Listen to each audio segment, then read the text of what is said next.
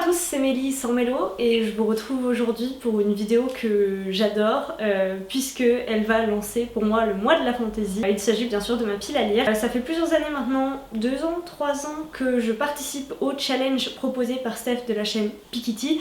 Si vous ne connaissez pas le challenge, je vous remettrai le lien de sa vidéo en barre d'infos. Pour le reste, on est parti avec un menu qu'elle nous a concocté cette année super original. Franchement, j'avais jamais vu en fait de menu composé de cette façon-là, sous forme d'histoire, et ça convient tellement bien à la fantaisie. J'ai noté les catégories ici, j'ai les romans ici. Je vais vous présenter 10 romans alors qu'il y a 12 catégories parce que j'ai cherché un peu dans ma pile à lire d'autres à ajouter, éventuellement en bonus, parce que 10 pour moi ce sera déjà beaucoup, et j'en ai pas trouvé qui correspondait au thème qui me manquait vraiment, pour lequel j'ai un peu bidouillé quoi, en gros. Donc du coup bah, c'est pas grave, on va se contenter des 10 romans là et de 2 petites bidouilles. Donc la première catégorie de ce challenge, c'est bien au chaud dans notre monde.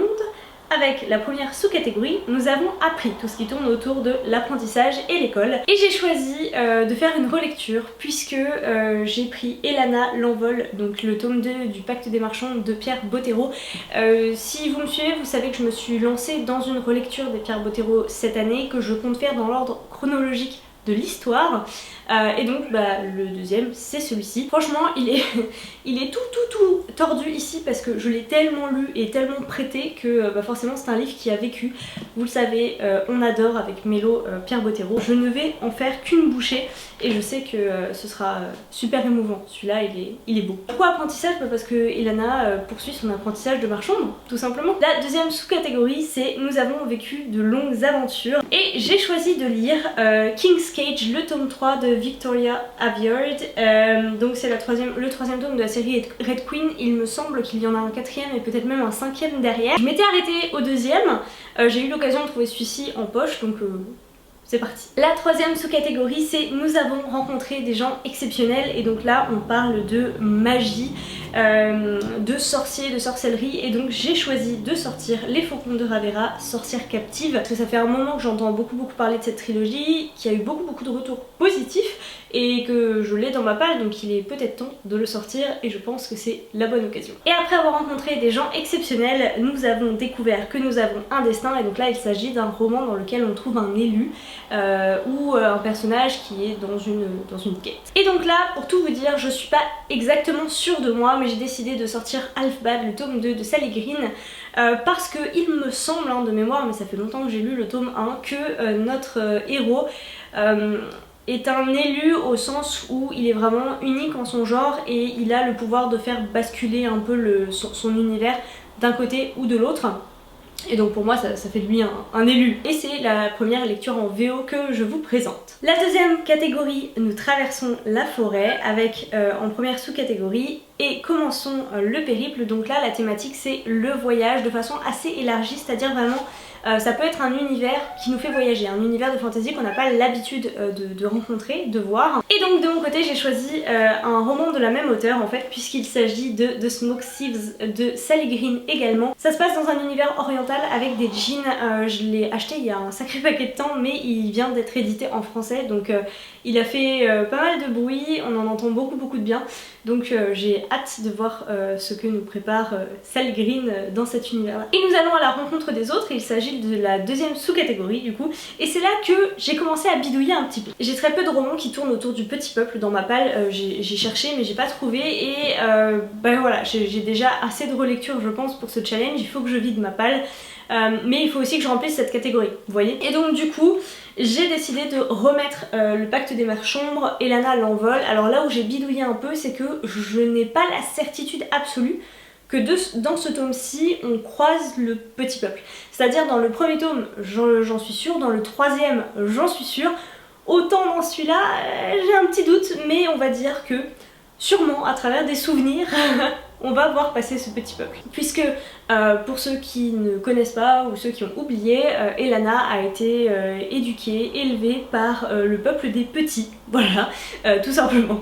Et nous faisons une partie de notre voyage à cloche-pied et il s'agit là de se lancer un défi. Alors en soi ce challenge est déjà un défi pour moi, c'est-à-dire que lire 10 livres dont un certain nombre en VO et des bricasses, ça va vraiment pas être évident. Mais j'ai décidé, comme challenge en fait, de me mettre le Jean-Louis Fedgen, la trilogie des elfes. Alors, je ne compte pas lire l'intégrale pendant le challenge, hein, sauf si c'est absolument merveilleux et que ça se lit tout seul.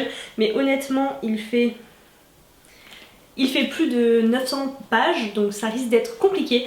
Mais je le sors en termes de défi parce qu'il est dans ma palle depuis 2017, donc ça fait déjà 4 ans, ça fait un moment en plus. C'était Pico Books qui me l'avait recommandé quand je l'avais croisé aux Imaginales cette année-là.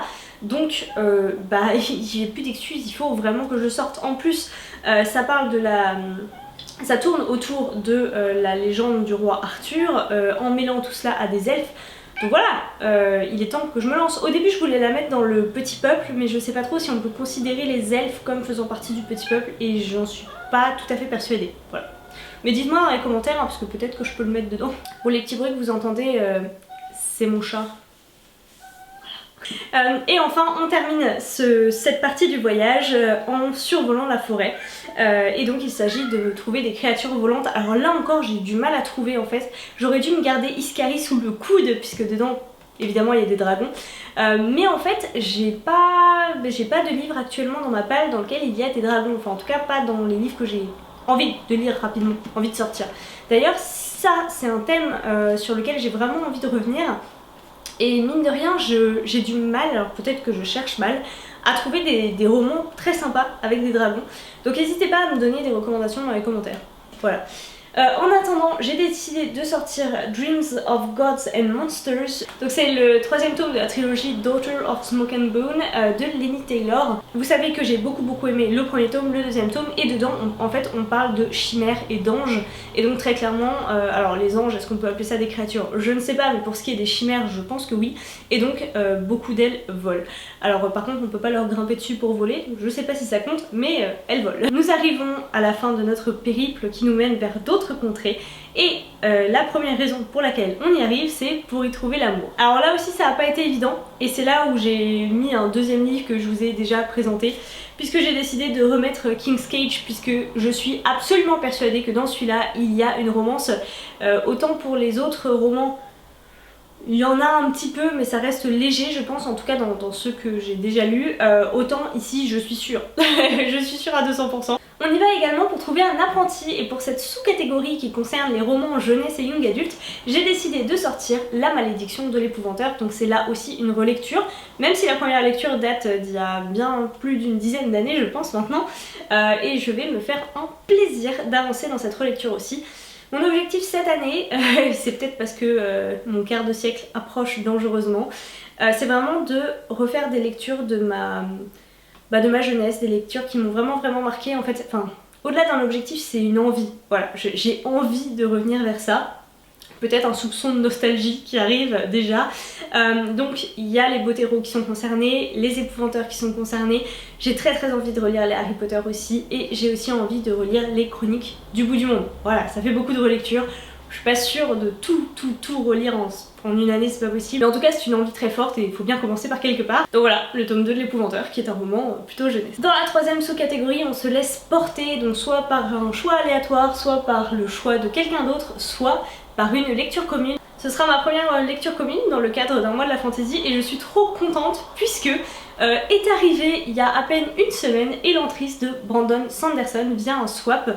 C'était une super surprise. Le lendemain où je le recevais, je voyais la vidéo de Piketty et j'étais waouh, mais c'est franchement le hasard fait bien les choses, ou alors ma partenaire de swap a juste extrêmement bien choisi.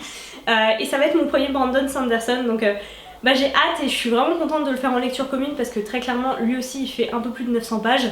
Ça va être compliqué, ça va être très compliqué.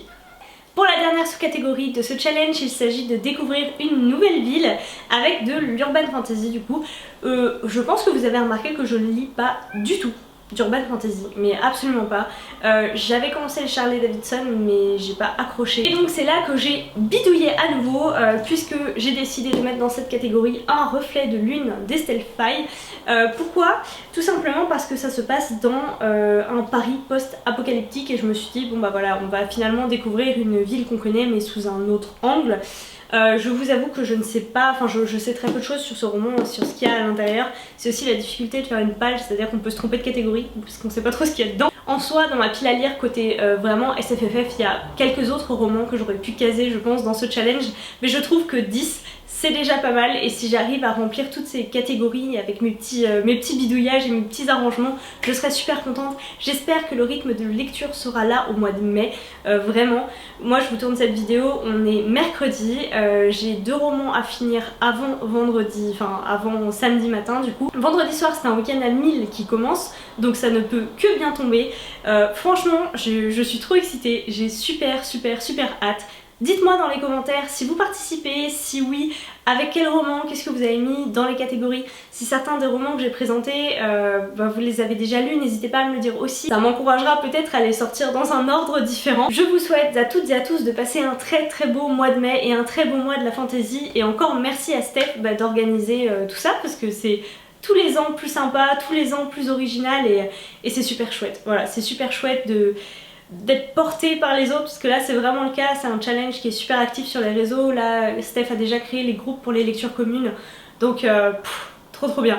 Bref, je vous laisse, je vais essayer de faire retomber cette excitation, de ranger tout ça, et puis juste voilà, m'occuper l'esprit pour ne pas plonger dans cette pile à lire tout de suite.